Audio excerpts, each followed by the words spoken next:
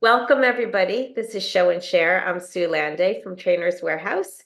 I have with me Zach Myers from Corporate Training Material. And I have all of you. And today we're talking about course development and some of the challenges that we face. So I want to just kind of start out with a poll here. And I'm going to put this up. And the question is, what are your greatest course development challenges? I took a stab, and I'm going to also say, as you guys look at this, that I am not an expert in course development. Zach is with me because he has an excellent tool where he has a library of courses that can kind of get you started, that you can use as is or add to. But he's done a lot of this, and he is able to give us a demo of his platform to so that we're not reinventing the wheel. But I also wanted to just give people a platform to share ideas and tips with one another. So that's, why we're here. And if you're answering other, please do put that in the chat so that we have a sense of kind of where your head is. So let's see. I'm going to end the poll now. It looks like we have 16 of 16 and share the results with you. Okay. So we're a little bit kind of all over the place, which is good. So we'll just kind of go wherever the conversation takes us. But we need to get away from lectures, shorten development time. This is always one for me, is I feel like, how do I practice what I preach? We want to make all of this fun and make learning a process of self-discovery, and then putting it into practice can be challenging. And fitting all I want to say into a short time. I agree with that one. I'm not seeing, were there other things that you wanted to put into the chat for any of the folks who said other?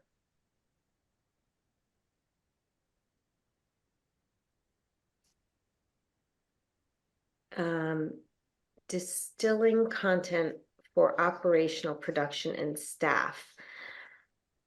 Okay, so of those, and I welcome everybody, both to show your faces and to unmute. I'd really love this to be a conversation.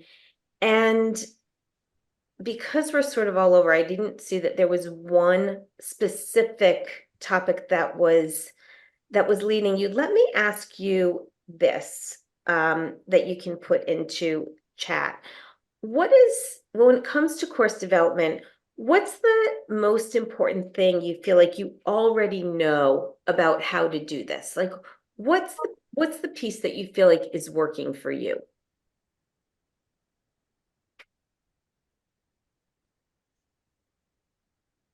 Is that a question for everyone?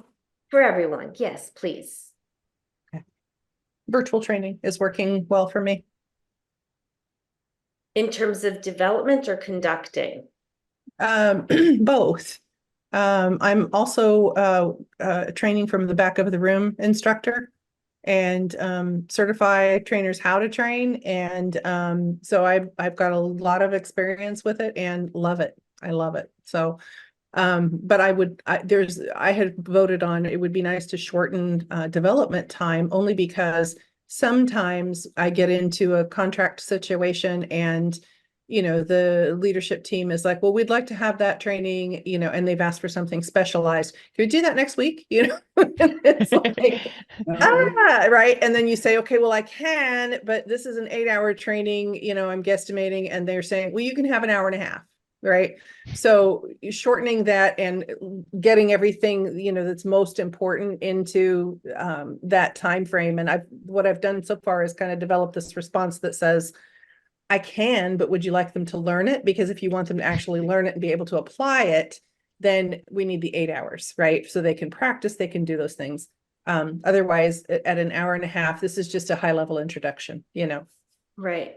I'm so glad to have you here. And it's funny that you mentioned training from the back of the room, which is the program that Sharon Bowman started Yeah. about a couple of years ago. I took a class with Matt Koenig and and I'm not remembering her name, but I actually wrote down on some of my notes the 4 C's format that that's part of that process. And I should write that in, but the 4 C's are connections, concepts, concrete practice, and conclusions. And, as a way of kind of formulating how you're thinking about that class.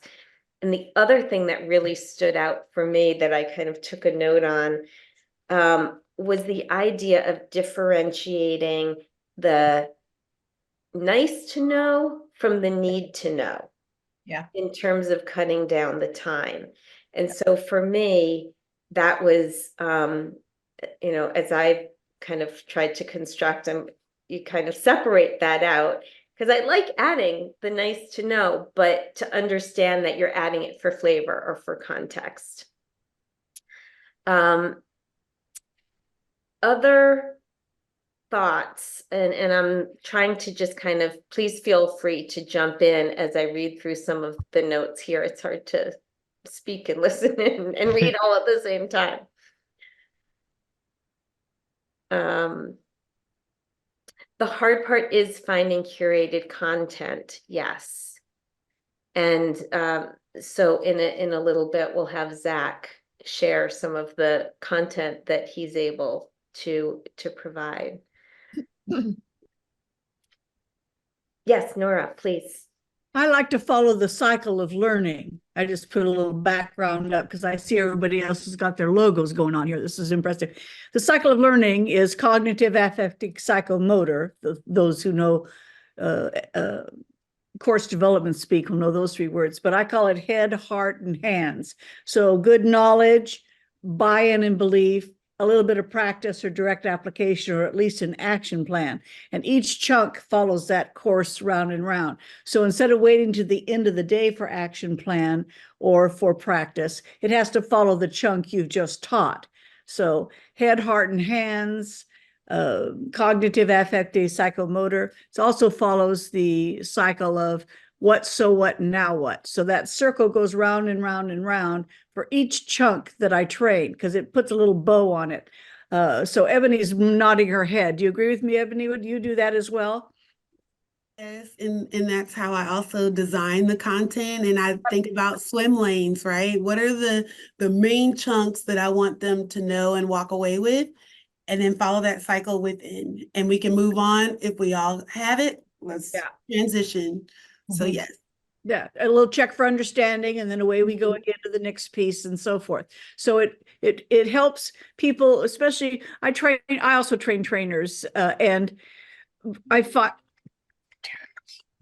I find that they are often subject matter experts, but they don't know how to train. So so it helps them to sort of take a look at that piece. Now, in terms of those levels, there's a thing called levels of learning: awareness level, knowledge level, application. And then the fourth one is acquisition of skills. And that's what Karen was talking about. Yes, I can give you an awareness level in an hour and they'll know about it. I can give them a few details and maybe they can regurgitate back some facts and data. I can show them how it's done when it's done right. I can get that far in a shorter amount of time. But if you want them to actually go on the job and do it, that's skills acquisition. And that's a big chunk of real estate right there. And I love, Karen, that you say that to people. Sure, I can do it for you if you just want to know about it. Otherwise, if you want them to actually go do it, I will not and cannot do that for you in that amount of time. I think we have to stand up to folks who are numbers and bean counters and say, you hired me to be the trainer. Let me tell you how training works and how neuroscience works in the brain. And it doesn't work like, and then they've got it. They don't get it. Wonderful. Thank you. Is anybody using Addy in terms of their course development, or is that kind of dated? I haven't heard anybody speak of that. No. Yes, I'm seeing some head shakes. Okay, so the ADDIE model is, I don't have my notes. Oh, here it is. Analysis, determining who your learners are and what they need.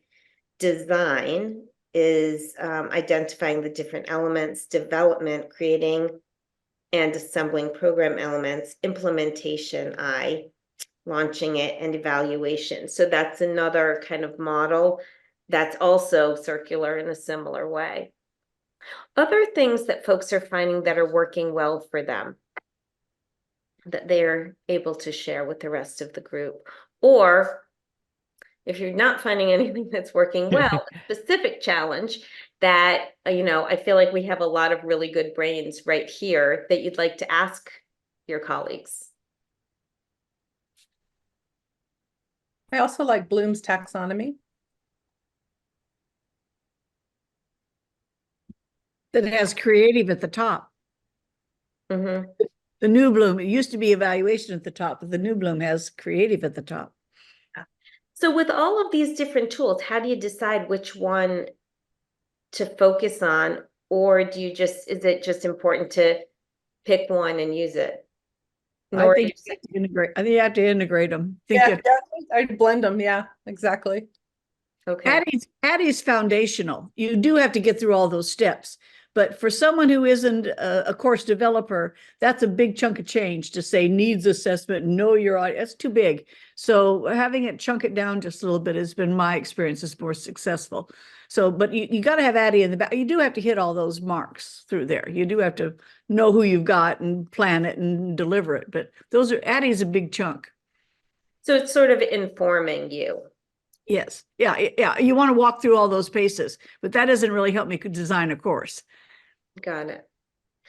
So I think that two things would be helpful. I want Zach, I wanted to give him the floor a little bit to share the library so that you have a sense of that. And then maybe we can move on and talk about some other specific tools, either some of the tools that from the training from the back of the room repertoire and or others. But let's kind of get down to some tools that can help with this. Zach, do you want to go ahead and do a screen share now? Sure, that sounds great. Okay. So is everybody able to see that there? Yep. Perfect. So just to give you some background knowledge, I'm here at Corporate Training Materials, and our main brand is Global Courseware. And what we kind of offer is customizable courseware content. So we sell one-day workshop packages that come with instructor guides made in Microsoft Word, student manuals that, again, they're made in Microsoft Word, great for pass out to the students, PowerPoint decks in PowerPoint, some icebreakers, some quick reference sheet, those kind of things. So right now I'm just showing you guys our time management course. We break this up into 12 different modules. The first one's kind of just a getting started. The last one's just a wrapping up.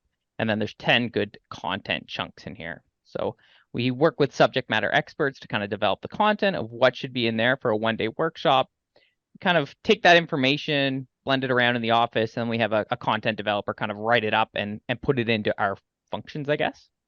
So you can see here we have the big outline with all the worksheets and the post assessment. We give a little topic on how to customize the courses, and then the materials required, and then it just gets into the getting started.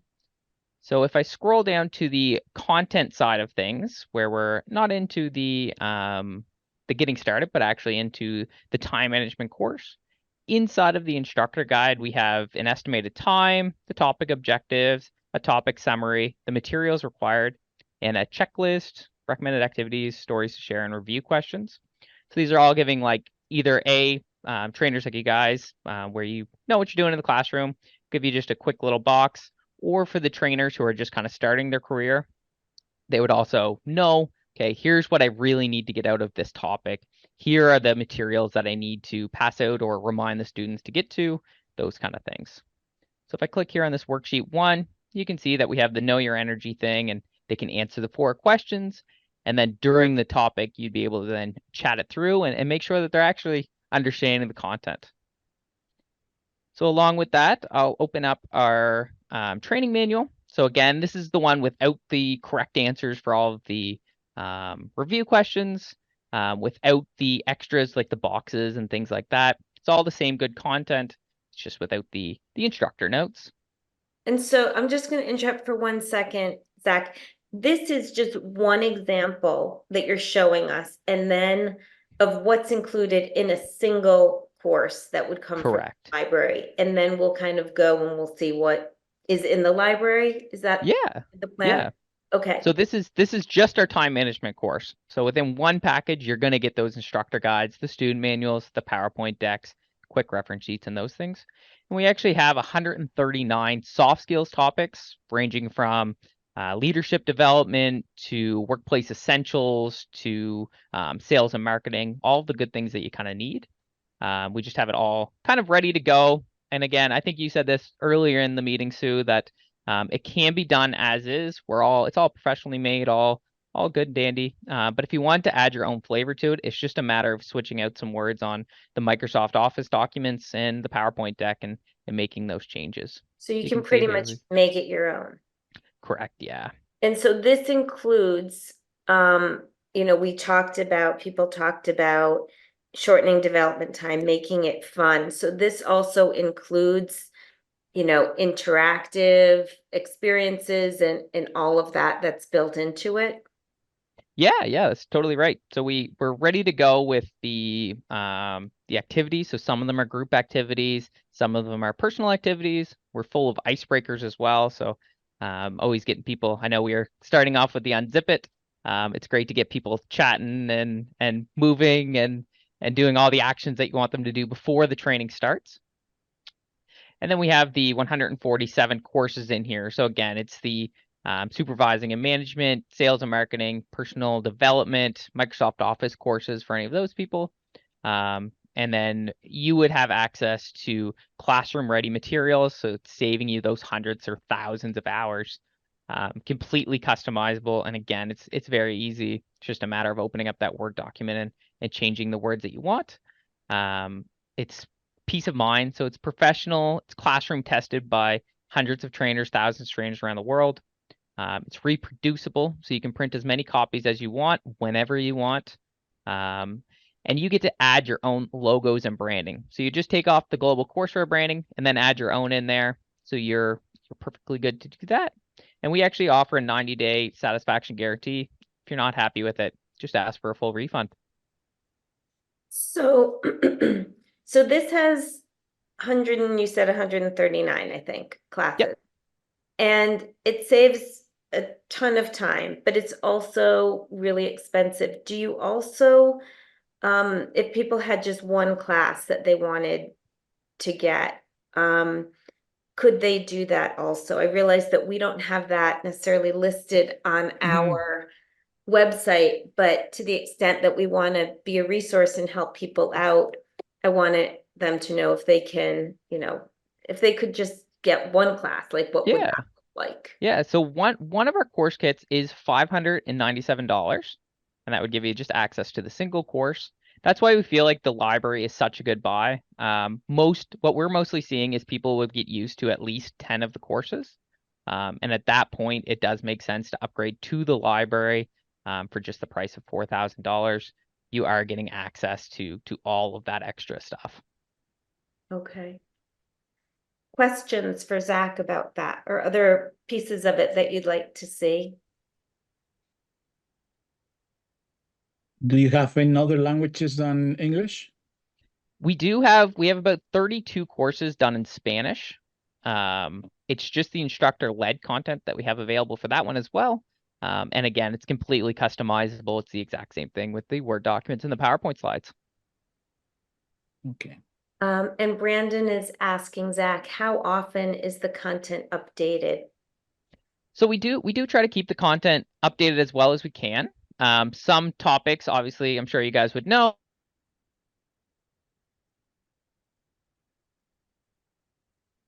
I think, did we just lose you? Frozen? Okay. Yeah, he froze up for me also. Oh, yeah, you my froze internet up went for there. us. Okay.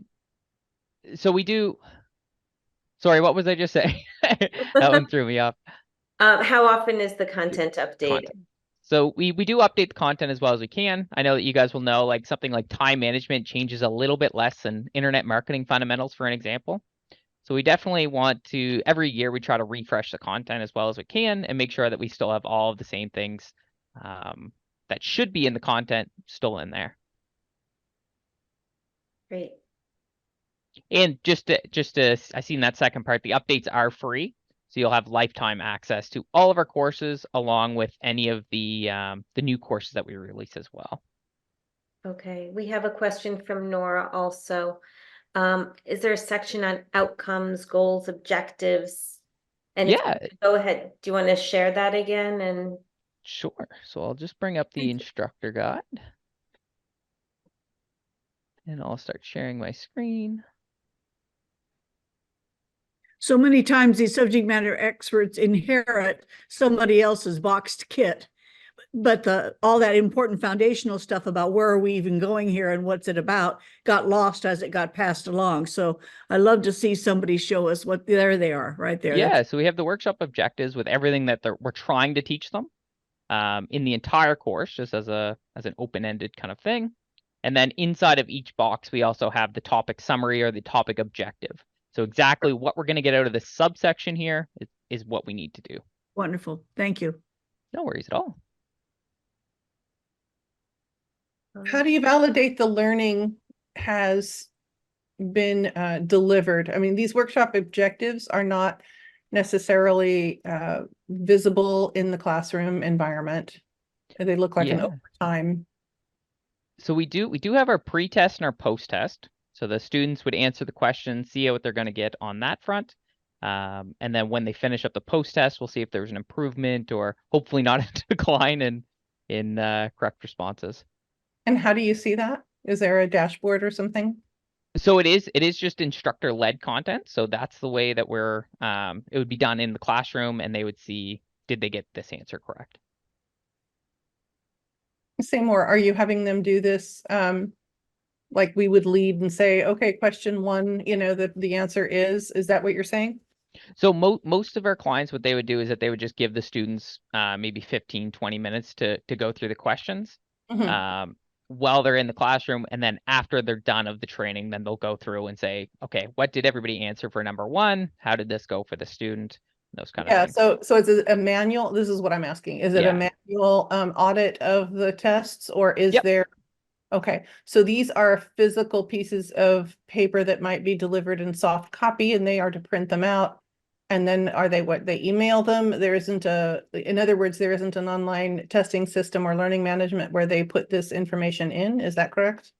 So with our instructor-led content, it would be exactly like you're saying. The people would print off those physical copies, or they would do it on a session like Zoom here, and they would have to hand that back to the trainer. Okay. We also do have e-learning content. So whether that's SCORM packages for your own LMS, or we actually run our own LMS as well. And that would have, like you're saying, the self-paced versions would have the system grade the content. And is that part of the $39.95, or is that an additional subscription? That would be an additional subscription. So on the Trainers Warehouse website, there's actually one section for instructor-led content and one purchase for the e-learning content. So you have a choice to do either or, but you buy, for $39.95, either the live version or the LMS version. Okay. But actually, Zach, so if you have the LMS version, does that assume that it's not instructor-led, that it's all self-paced? Correct. Yep. So with the e-learning versions, it would be completely self-paced. So we'll let the students kind of take the content that way, and the LMS would then walk through and make sure that the students are how far they got, how are they answering these questions, and things like that. And so I have a question on client access to those kind of things. So most of my clients are government-based clients, state government. They have such strict security protocols for accessing outside information. And the ask I have of them is, do you have it in a zip file that we can put on our own server to do, through our own LMS? And that's one of the things I'm kind of exploring. And so does this have access or a possibility for that kind of format? Yeah. So with the SCORM package, what you're going to get is a zip file that you would upload to a learning management system. Okay. And then that way it would be good. We do have government contracts and things like that. So we definitely know the many differences that they have compared to the small businesses. But yeah, it would be a condensed zip file that they would upload to their own LMS, or for the instructor-led content, it would be those PDFs, the Word documents, and those kind of things. Zach, a few more questions, if you will. From Enrique, does it include bibliography and reference section? Yeah, so we have the recommended reading is where we get all of our content from. So that's at the very bottom of every single instructor guide and student manual. And it goes over kind of where we got the content and how we put it together. That would be our references there. And then And I do see, there a quick reference sheet. A yeah. quick reference sheet and an example of some of the activities. So here's our quick reference sheets for the time management. So we put out the urgent and important matrix, the smart way, glass jar, using the pad approach, and eat that frog. Again, you could take off this global courseware logo and add your own in, change the colors and things like that. That would all easily be done. Okay. An exercise example, and then Danny, I saw that you also asked for a complete list of the course topics, but let's look at one of the activities and then maybe we can look at that. Sure. So I'll just open up the instructor guide again, which is going to have all of the activities in here. So here we have on the worksheets, these are some of the activities. So the know your energy, what is missing. So again, it would link to that. Whenever it references that in the content, it would have this worksheet here, a few other things like filling in the important and urgent matrix, things like that. Rob says he's going to have some frog for lunch today. Yeah, just things like that. Okay. And then Did the that complete answer list your of the, question, Danny? I think it's, oh, there's, yeah. And this is on our website, that lists all of the, and we may be down a few. I don't know that we've updated this, so there may be more than this at this point. But there's a listing of the classes. I seen Sarah linked it to the in the chat there as well. Yeah. Nora, you have asked, is there an interface with what I'd get if I asked AI to design the course? I'm not sure I understand your question there.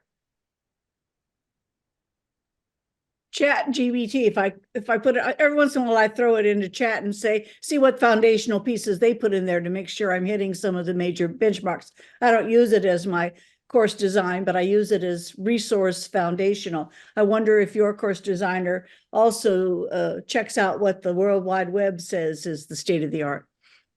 Yeah, so we have used AI to help us, like you're saying, it's definitely not the end all be all, but for the research kind of ideas, things like that, we definitely use something like ChatGPT.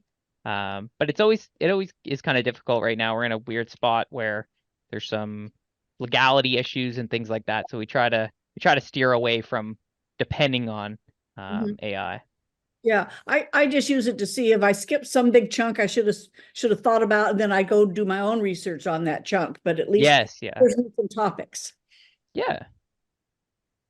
And then I seen that Danny's also wondering if we can see that PowerPoint again. So what I'll actually do is I'll just jump into the PowerPoint deck, and I'm only sharing one side of my screen, so we're definitely missing half of the stuff.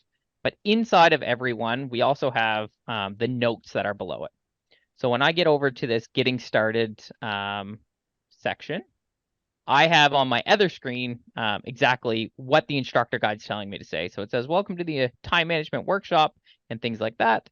So that way the students don't have to see a big wall of text. We're only dealing with the stuff they should be able to see.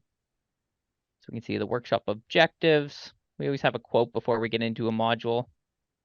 So if you Module were to 2. get out of your screen show, can you just show the PowerPoint with the notes below? So I Yeah, see. so here's all the notes below that's filled in. And then while you're actually teaching, it would still be up as well. Okay. And Christy's asking, do we have anything around influencing skills? Influencing. So I know we do have a leadership and influence course right here. Let me just look up influence on the page. This would be So it for seems like the lead leadership and workers. influence would be our biggest one for it. So this would be for lead workers that don't necessarily have supervisor responsibilities.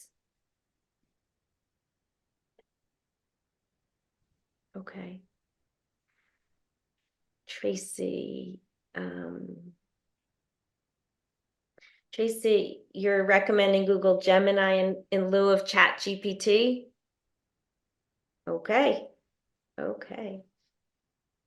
Great. I'm going to stop the share for a second so we can see if, so I can get a sense of the whole group now to see, again, if anybody, I realize we're right at 12:30 and want to respect your time. Thank you, Zach.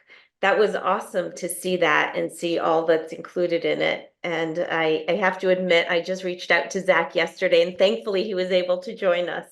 That was really helpful to have you walk us through that.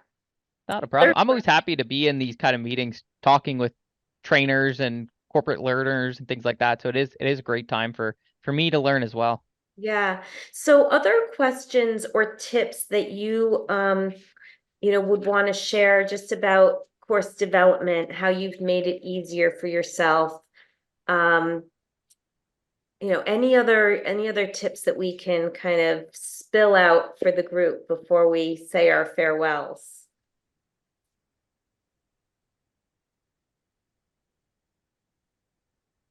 Anybody? All right. Well, it looks like people are reaching their end. I'm going to stay on for a little while.